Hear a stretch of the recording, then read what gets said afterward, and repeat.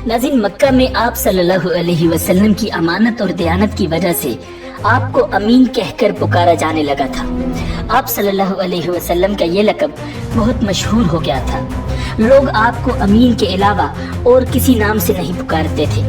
इन्हीं दिनों अबू तालिब ने आप सल्लल्लाहु अलैहि वसल्लम से कहा, ए भतीजे, मैं एक बहुत गरीब आदमी हूँ और कहत साली की वजह से और ज्यादा सख्त हालात का सामना है। काफी अरसा से खुशहाली का दौर चल रहा है।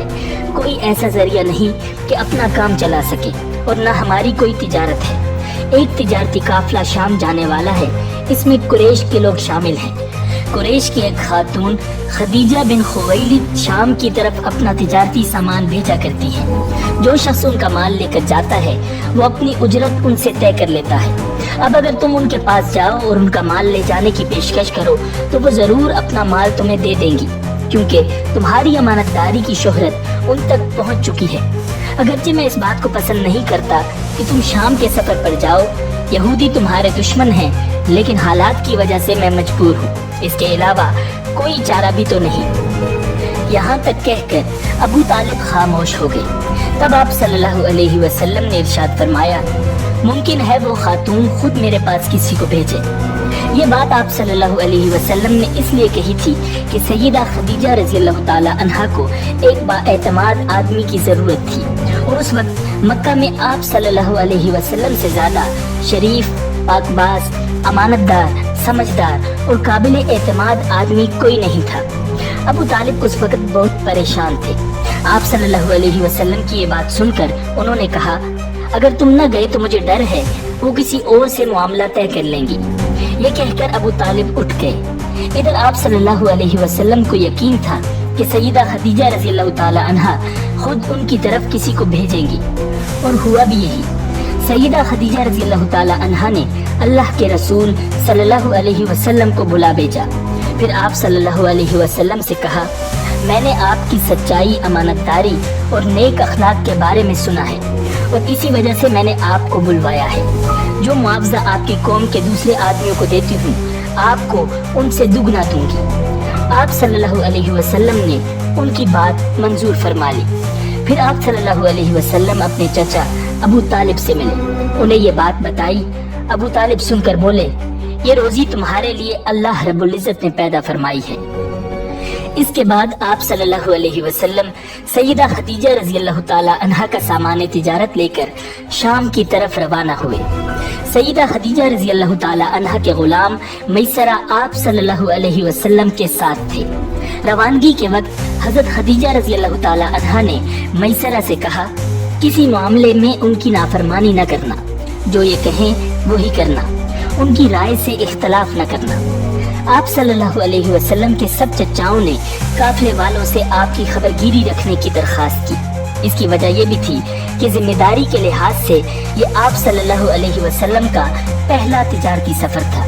गोया आप सल्लल्लाहु अलैहि वसल्लम इस काम में बिल्कुल नए थे। इधर आप रवाना हुए, उधर आप सल्लल्लाहु अलैहि वसल्लम के मौजज़ात शुरू हो गए।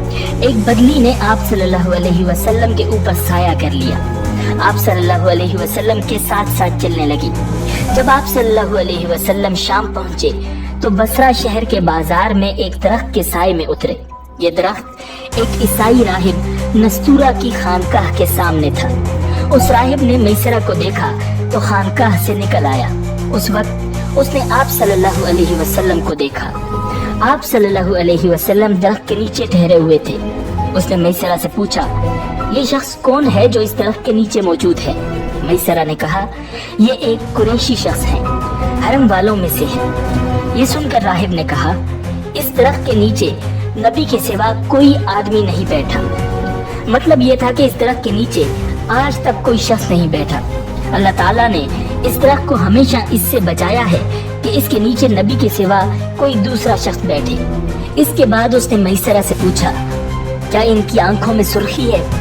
मैसरा ने जवाब दिया, हाँ बिल्कुल है, और ये सुर्खी उनकी आंखों में मुस्तकिल रहती है। अब नस्तूरा ने कहा, ये वही है।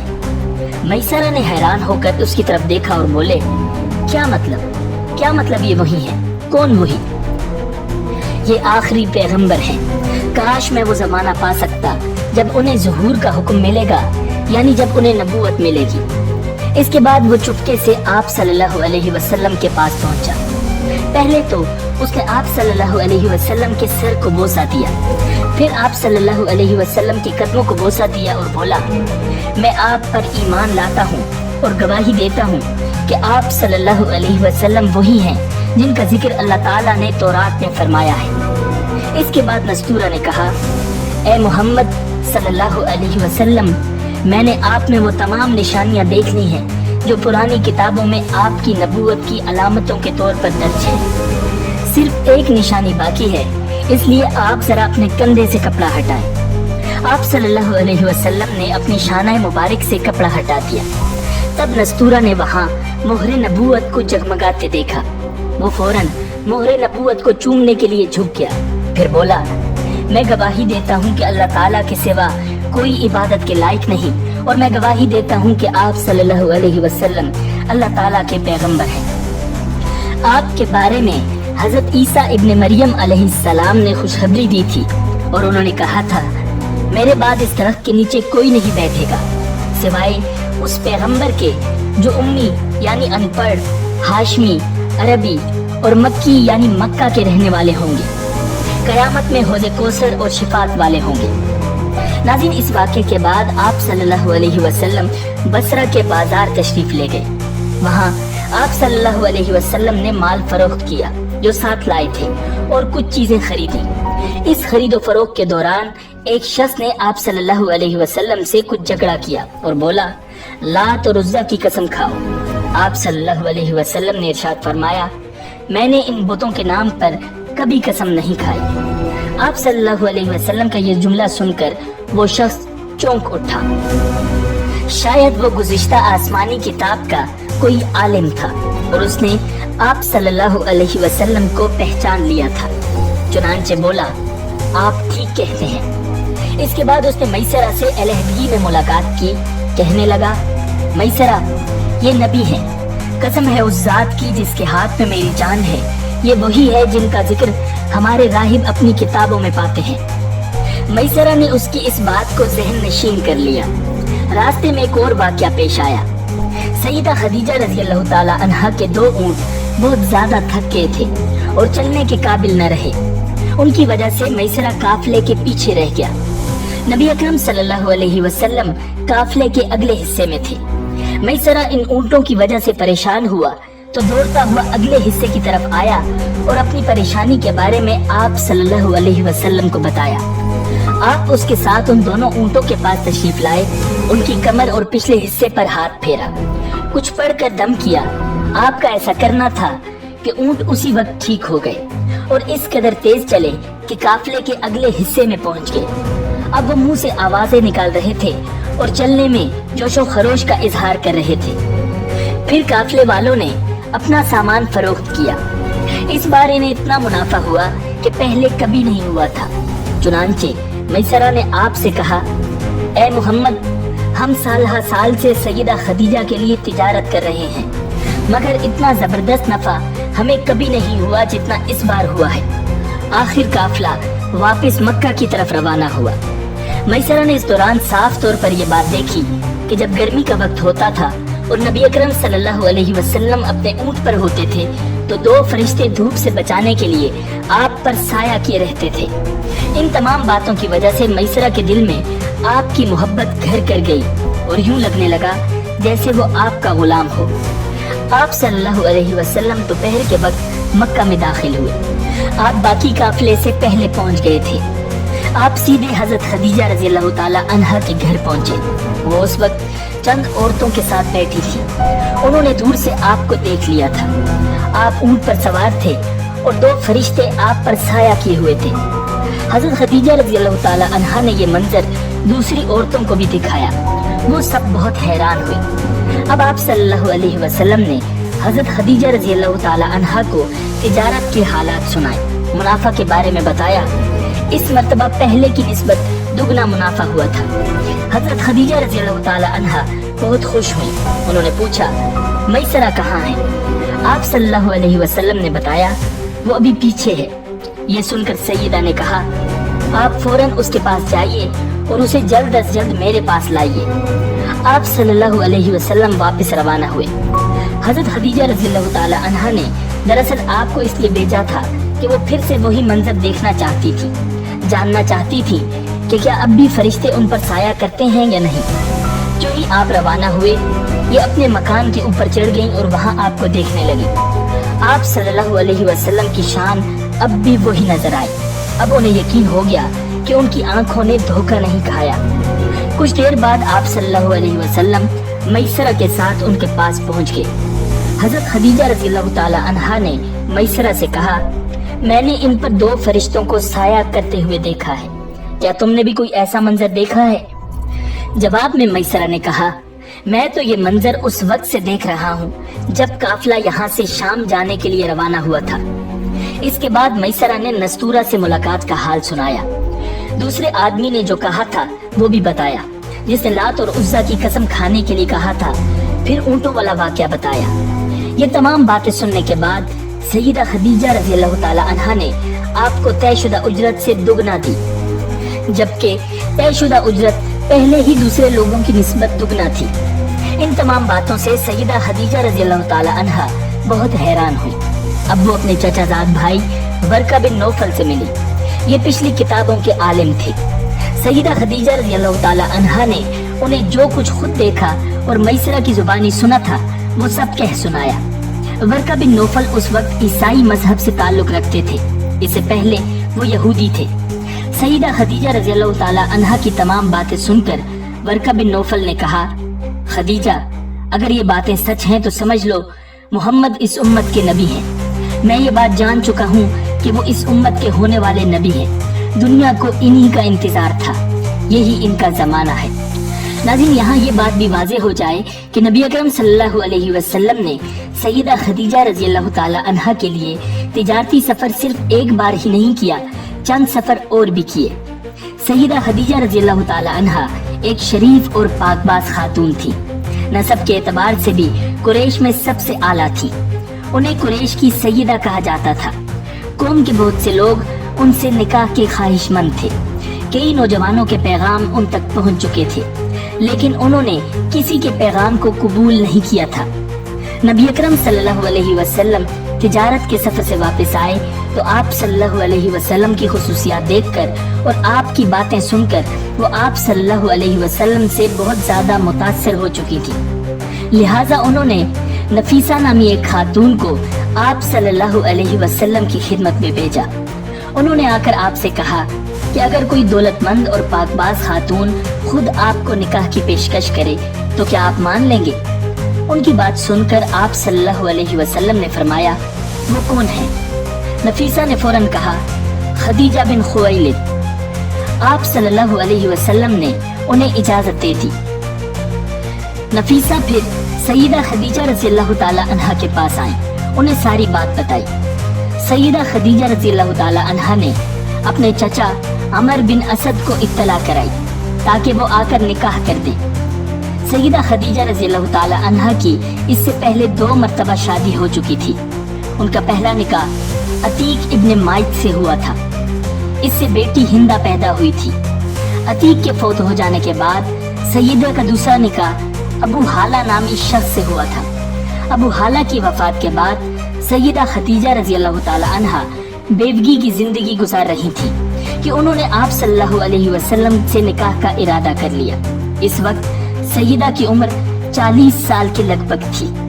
नाज़रीन, सैयदा खदीजा रज़ियल्लाहु ताला अन्हा के चचा अमर बिन असद वहां पहुंच गए। इधर नबी अकरम सल्लल्लाहु अलैहि वसल्लम भी अपने चचाओं को लेकर पहुंच गए। निकाह किसने पढ़ाया, इस बारे में रिवायात मुख्तलिफ हैं। एक रिवायत ये है कि ये निकाह चचा अबू तालिब ने पढ़ाया था। महर की रकम के बारे में भी रिवायात में इख्तलाफ है। एक रिवायत ये है कि महर की रकम 12 ओकिया के करीब थी। दूसरी रिवायत ये है कि आप सल्लल्लाहु अलैहि वसल्लम ने महर में 20 जवान ऊँटनियां दी। निकाह के बाद नबी अकरम सल्लल्लाहु अलैहि वसल्लम ने वलीमे की दावत खिलाई और इस दावत में आपने 1 या 2 ऊँट ज़बह किए। नाज़रीन, आप सल्लल्लाहु अलैहि वसल्लम की उम्र 35 साल हुई तो मक्का में जबरदस्त सैलाब आया। कुरैश ने सैलाब से महफूज रहने के लिए एक बंद बना रखा था, मगर ये सैलाब इस कदर जबरदस्त था کہ بند توڑ کر کعبے میں داخل ہو گیا۔ پانی کے زبردست ریلے اور پانی کے اندر جمع ہونے کی وجہ سے کعبے کی دیواروں میں شگاف پڑ گئے۔ اس سے پہلے ایک مرتبہ یہ دیواریں آگ لگ جانے کی وجہ سے کمزور ہو چکی تھی، اور یہ واقعہ اس طرح ہوا تھا کہ ایک مرتبہ کوئی عورت کعبے کو دھونی دے رہی تھی کہ اس آگ میں سے ایک چنگاری اڑ کر کعبے کے پردوں تک پہنچ گئی۔ اس سے پردوں کو آگ لگ گئی اور دیواریں تک جل گئی۔ اس طرح دیواریں بہت کمزور ہو گئی تھی۔ یہی وجہ تھی کہ سیلاب میں ان کمزور دیواروں میں شگاف کر دیے۔ ناظرین، سیدنا ابراہیم علیہ السلام نے کعبے کی جو دیواریں اٹھائی تھیں وہ 9 گز اونچی تھی، ان پر چھت نہیں تھی۔ لوگ کعبے کے لیے نذرانے وغیرہ لاتے تھے۔ یہ نذرانے کپڑے اور خوشبوئیں وغیرہ ہوتی تھی۔ کعبے کے اندر جو کنواں تھا، یہ سب نذرانے اس کنویں میں ڈال دیے جاتے تھے۔ کنواں اندرونی حصے میں دائیں طرف تھا، اس کو کعبے کا خزانہ کہا جاتا تھا۔ کعبے کے خزانے کو ایک مرتبہ ایک چور نے چرانے کی کوشش کی، چور کنویں ہی میں مر گیا۔ اس کے بعد اللہ تعالیٰ نے اس کی حفاظت کے لیے ایک سانپ کو مقرر کر دیا۔ یہ سانپ کنویں کی مندیر پر بیٹھا رہتا تھا، کسی کو خزانے کے نزدیک نہیں آنے دیتا تھا۔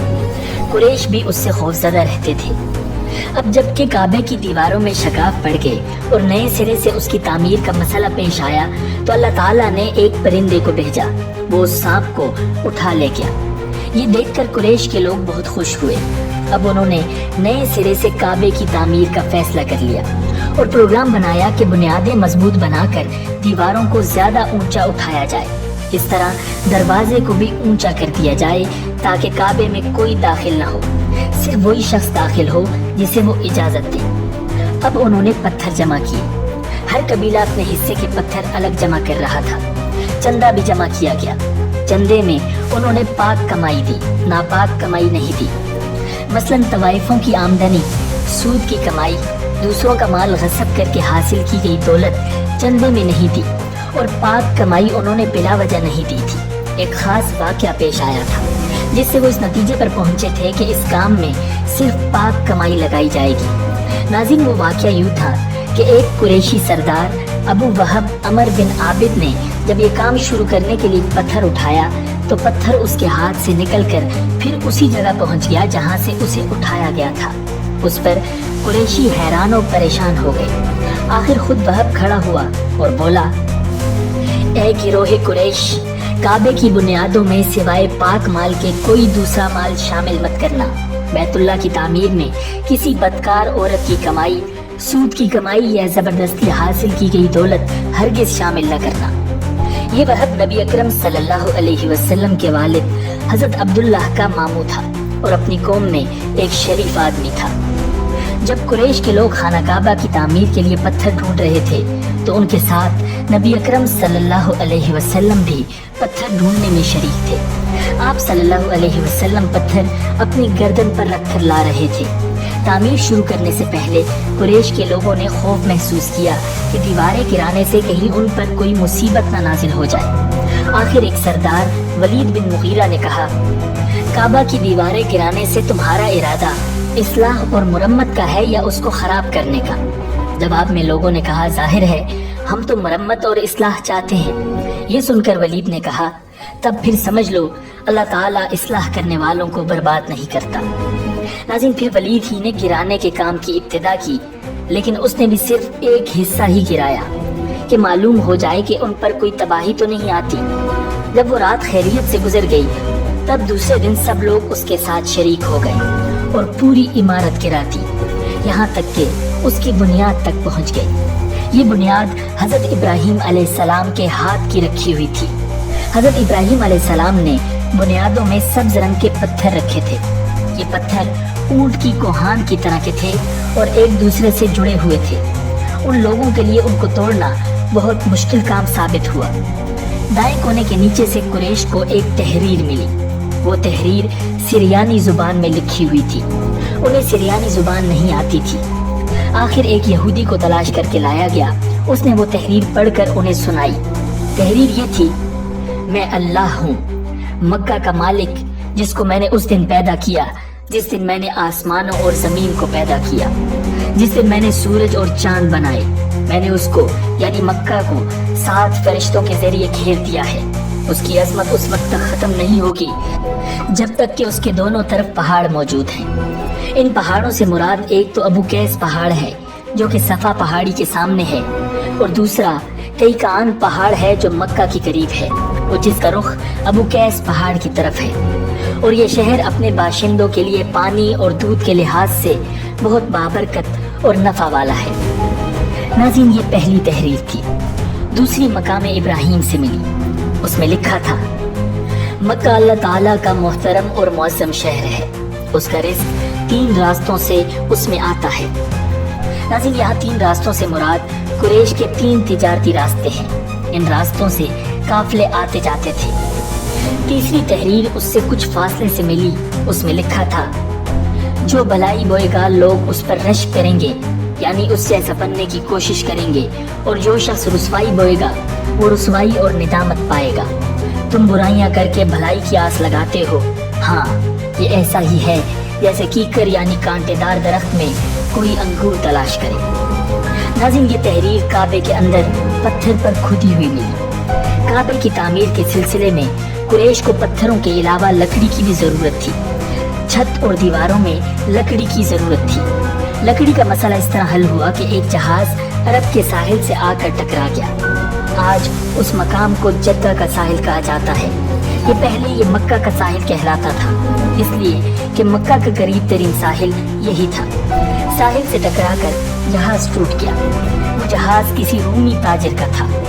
اس جہاز میں شاہ روم کے لیے سنگ مرمر، لکڑی اور لوہے کا سامان لے جایا جا رہا تھا۔ قریش کو اس جہاز کے بارے میں پتہ چلا تو یہ لوگ وہاں پہنچے اور ان لوگوں سے لکڑی خرید لی۔ اس طرح چھت کی تعمیر میں اس لکڑی کو استعمال کیا گیا۔ آخر خانہ کعبہ کی تعمیر کا کام حجر اسود تک پہنچ گیا۔ اب یہاں ایک نیا مسئلہ پیدا ہو گیا۔ سوال یہ پیدا ہوا کہ حجر اسود کون اٹھا کر اس جگہ پر رکھے گا؟ ہر قبیلہ یہ فضیلت خود حاصل کرنا چاہتا تھا۔ یہ جھگڑا اس حد تک بڑھا کہ مرنے مارنے تک کی نوبت آ گئی۔ لوگ ایک دوسرے کو قتل کرنے پر تل گئے۔ قبیلہ عبدالدار نے تو قبیلہ عدی کے ساتھ مل کر ایک برتن میں خون بھرا اور اس میں اپنے ہاتھ ڈبو کر کہا حجر اسود ہم رکھیں گے۔ اسی طرح دوسرے قبیلے بھی اڑ گئے، تلواریں نیاموں سے نکل آئیں۔ آخر وہ سب بیت اللہ میں جمع ہوئے۔ ان لوگوں میں ابو امیہ بن مغیرہ تھا، اس کا نام حذیفہ تھا۔ قریش کے پورے قبیلے میں یہ سب سے زیادہ عمر والا تھا۔ یہ ام المؤمنین سیدہ ام سلمہ رضی اللہ تعالی عنہا کا باپ تھا۔ قریش کے انتہائی شریف لوگوں میں سے تھا۔ مسافروں کو سفر سامان اور کھانا وغیرہ دینے کے سلسلے میں بہت مشہور تھا۔ جب کبھی سفر کرتا تو اپنے ساتھیوں کے کھانے پینے کا سامان خود کرتا تھا۔ اس وقت اس شدید جھگڑے کو ختم کرنے کے لیے اس نے ایک حل پیش کیا۔ اس نے سب سے کہا، اے قریش کے لوگوں، اپنا جھگڑا ختم کرنے کے لیے تم یوں کرو کہ حرم کے صفا نامی دروازے سے جو شخص سب سے پہلے داخل ہو اس سے فیصلہ کروا لو۔ وہ تمہارے درمیان جو فیصلہ کرے وہ سب اس کو مان لیں۔ یہ تجویز سب نے مان لی۔ آج اس دروازے کو باب السلام کہا جاتا ہے۔ یہ دروازہ رکن یمانی اور رکن اسود کے درمیانی حصے کے سامنے ہے۔ ناظرین، اللہ کی قدرت کے اس دروازے سے سب سے پہلے حضور نبی اکرم صلی اللہ علیہ وسلم تشریف لائے۔ قریش نے جیسے ہی آپ کو دیکھا تو پکار اٹھے، یہ تو امین ہیں، یہ تو محمد ہیں، ہم ان پر راضی ہیں۔ اور ان کے ایسا کہنے کی وجہ یہ تھی کہ قریش اپنے آپس کے جھگڑوں کے فیصلے آپ صلی اللہ علیہ وسلم ہی سے کرایا کرتے تھے۔ آپ صلی اللہ علیہ وسلم کسی کی بے جا حمایت نہیں کرتے تھے، نہ بلا وجہ کسی کی مخالفت کرتے تھے۔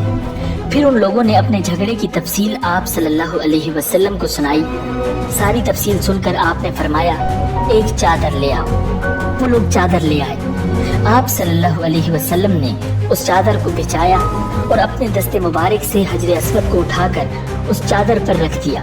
اس کے بعد آپ نے ارشاد فرمایا، ہر قبیلے کے لوگ اس چادر کا ایک ایک کنارہ پکڑ لیں، پھر سب مل کر اس کو اٹھائیں۔ انہوں نے ایسا ہی کیا۔ چادر کو اٹھائے ہوئے وہ اس مقام تک آ گئے جہاں حجر اسود کو رکھنا تھا۔ اس کے بعد نبی اکرم صلی اللہ علیہ وسلم نے حجر اسود کو اٹھا کر اس کی جگہ رکھنا چاہا، لیکن عین اسی وقت ایک نجدی شخص آگے بڑھا اور تیز آواز میں بولا، بڑے تعجب کی بات ہے کہ آپ لوگوں نے ایک کم عمر نوجوان کو اپنا رہنما بنا لیا ہے، اس کی عزت افزائی میں لگ گئے ہو، یاد رکھو یہ شخص سب کو گروہوں میں تقسیم کر دے گا، تم لوگوں کو پارا پارا کر دے گا۔ ناظرین، قریب تھا کہ لوگوں میں اس کی باتوں سے ایک بار پھر جھگڑا ہو جائے، لیکن پھر خود ہی انہوں نے محسوس کر لیا کہ حضور صلی اللہ علیہ وسلم نے جو فیصلہ کیا ہے وہ لڑانے والا نہیں، لڑائی ختم کرنے والا ہے۔ چنانچہ حجر اسود کو نبی اکرم صلی اللہ علیہ وسلم نے اپنے مبارک ہاتھوں سے اس کی جگہ پر رکھ دیا۔ مورخین نے لکھا ہے یہ نجدی شخص دراصل ابلیس تھا، جو اس موقع پر انسانی شکل میں آیا تھا۔ جب کعبے کی تعمیر مکمل ہو گئی تو قریش نے اپنے بتوں کو پھر سے اس میں سجا دیا۔ کعبے کی یہ تعمیر جو قریش نے کی چوتھی تعمیر تھی۔ ناظرین، سب سے پہلے کعبے کو فرشتوں نے بنایا تھا۔ بعض صحابہ کرام نے فرمایا ہے کہ زمین و آسمان کو پیدا کرنے سے پہلے اللہ رب العزت کا عرش پانی کے اوپر تھا۔ جب عرش کو پانی پر ہونے کی وجہ سے حرکت ہوئی تو اس پر یہ کلمہ لکھا گیا، لا الہ الا اللہ محمد رسول اللہ، اللہ تعالیٰ کے سوا کوئی معبود نہیں، محمد صلی اللہ علیہ وسلم اللہ تعالیٰ کے رسول ہیں۔ اس کلمے کے لکھے جانے کے بعد عرش ساکن ہو گیا۔ پھر جب اللہ تعالیٰ نے آسمانوں اور زمین کو پیدا کرنے کا ارادہ فرمایا تو اس نے پانی پر ہوا کو بھیجا، اس سے پانی میں موجیں اٹھنے لگی اور بخارات اٹھنے لگے۔ اللہ تعالیٰ نے ان بخارات یعنی بھاپ سے آسمان کو پیدا فرمایا۔ پھر اللہ تعالیٰ نے کعبے کی جگہ سے پانی کو ہٹا دیا، جگہ خشک ہو گئی۔ چنانچہ یہی بیت اللہ کی جگہ ساری زمین کی اصل ہے اور اس کا مرکز ہے۔ یہی خشکی بڑھتے بڑھتے 7 بر اعظم بن گئی۔ جب زمین ظاہر ہو گئی تو اس پر پہاڑ قائم کیے گئے۔ زمین پر سب سے پہلا پہاڑ ابو قیس ہے۔ پھر اللہ تعالیٰ نے فرشتوں کو حکم فرمایا، زمین پر میرے نام کا ایک گھر بناؤ تاکہ آدم کی اولاد اس گھر کے ذریعے میری پناہ مانگے۔ انسان اس گھر کا طواف کرے جس طرح تم نے میرے عرش کے گرد طواف کیا ہے تاکہ میں ان سے راضی ہو جاؤں۔ ناظرین، فرشتوں نے حکم کی تعمیل کی۔ پھر حضرت آدم علیہ السلام نے خانہ کعبہ کی تعمیر شروع کی۔ اس کے بعد حضرت ابراہیم علیہ السلام نے خانہ کعبہ کی تعمیر کی۔ اس طرح قریش کے ہاتھوں یہ تعمیر چوتھی بار ہوئی۔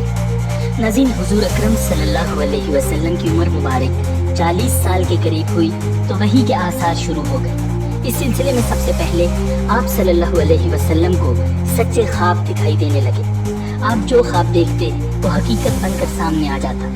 اللہ تعالیٰ نے سچے خوابوں کا سلسلہ اس لیے شروع کیا کہ اچانک فرشتے کی آمد سے کہیں آپ خوفزدہ نہ ہو جائیں۔ ان دنوں ایک بار آپ صلی اللہ علیہ وسلم نے سیدہ خدیجہ رضی اللہ تعالیٰ عنہا سے فرمایا، جب میں تنہائی میں جا کر بیٹھتا ہوں تو مجھے آواز سنائی دیتی ہے، کوئی کہتا ہے اے محمد، اے محمد۔ ایک بار آپ صلی اللہ علیہ وسلم نے ارشاد فرمایا، مجھے ایک نور نظر آتا ہے، یہ نور جاگنے کی حالت میں نظر آتا ہے، مجھے ڈر ہے اس کے نتیجے میں کوئی بات نہ پیش آ جائے۔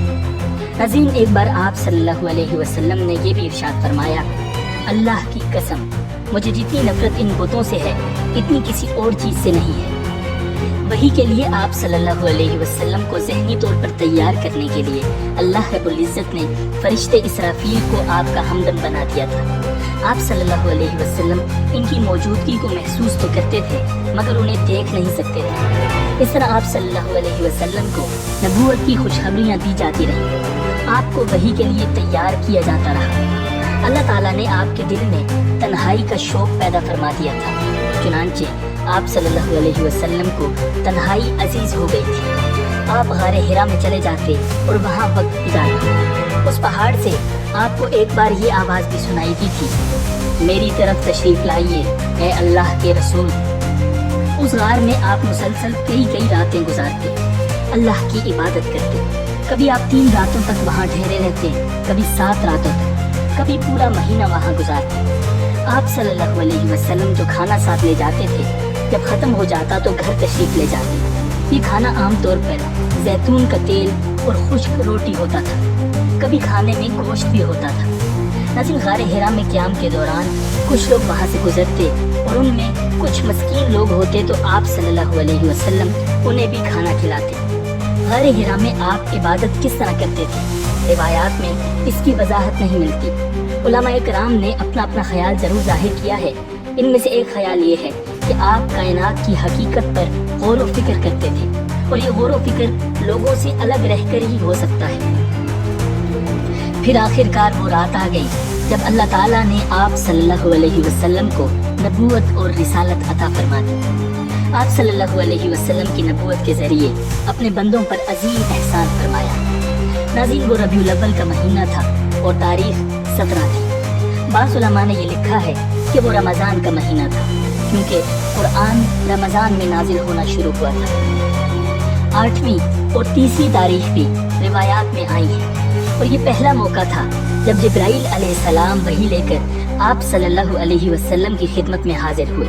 اس سے پہلے وہ آپ کے پاس نہیں آئے تھے۔ جس صبح جبرائیل علیہ السلام وحی لے کر آئے وہ پیر کی صبح تھی، اور پیر کی صبح ہی آپ صلی اللہ علیہ وسلم اس دنیا میں تشریف لائے تھے۔ ناظرین، آپ صلی اللہ علیہ وسلم فرمایا کرتے تھے، پیر کے دن کا روزہ رکھو، کیونکہ میں پیر کے دن پیدا ہوا، پیر کے دن ہی مجھے نبوت ملی۔ بہرحال اس بارے میں روایات مختلف ہیں۔ یہ بات طے ہے کہ اس وقت آپ صلی اللہ علیہ وسلم کی عمر مبارک کا 40واں سال تھا۔ آپ اس وقت نیند میں تھے کہ جب جبرائیل علیہ السلام تشریف لے آئے۔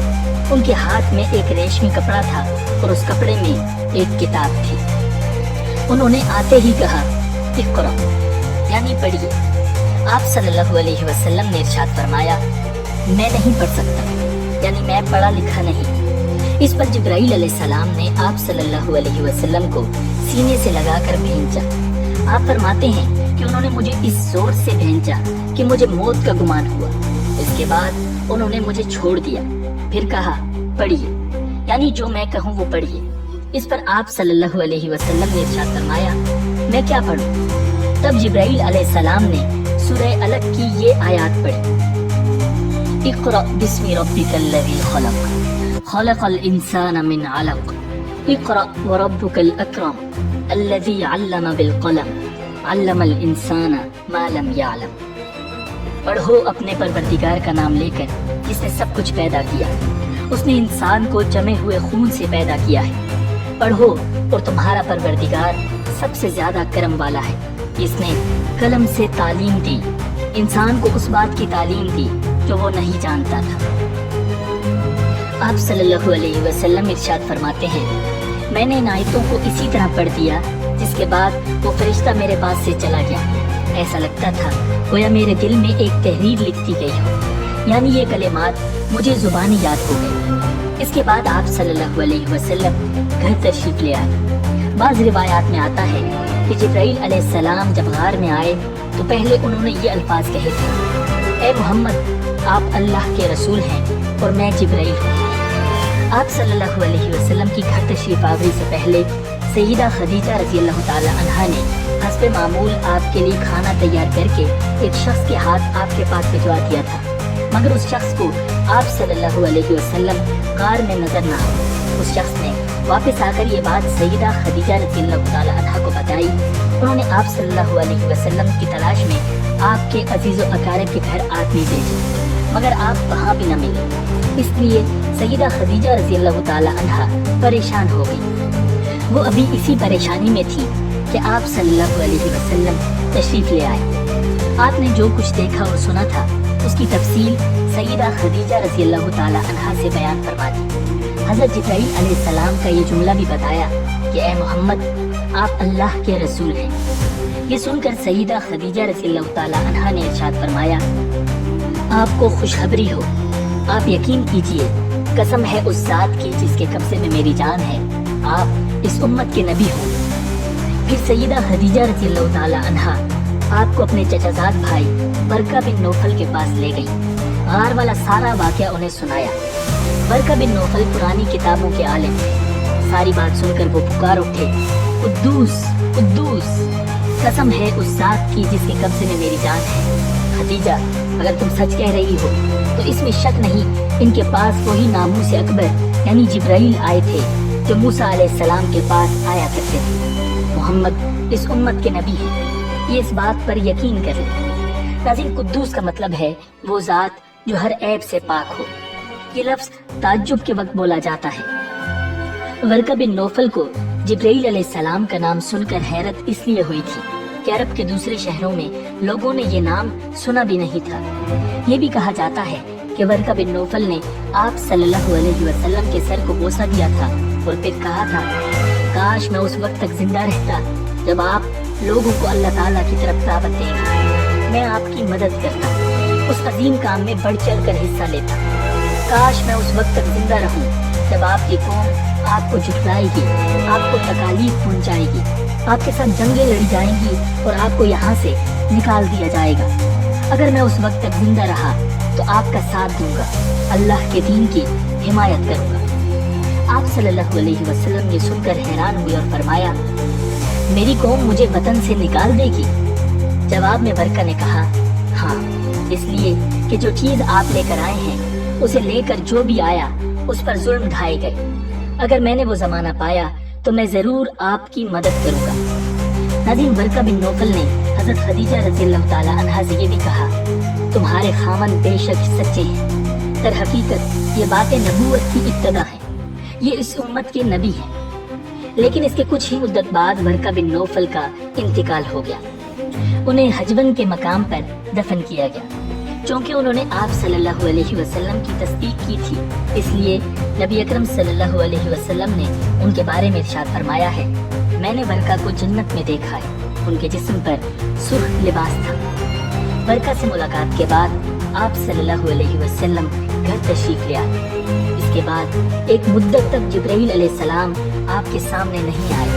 درمیان میں جو وقفہ ڈالا گیا اس میں اللہ تعالیٰ کی یہ حکمت تھی کہ آپ کے مبارک دل پر جبرائیل علیہ السلام کو دیکھ کر جو خوف پیدا ہو گیا تھا اس کا اثر زائل ہو جائے اور ان کے نہ آنے کی وجہ سے آپ کے دل میں وحی کا شوق پیدا ہو جائے۔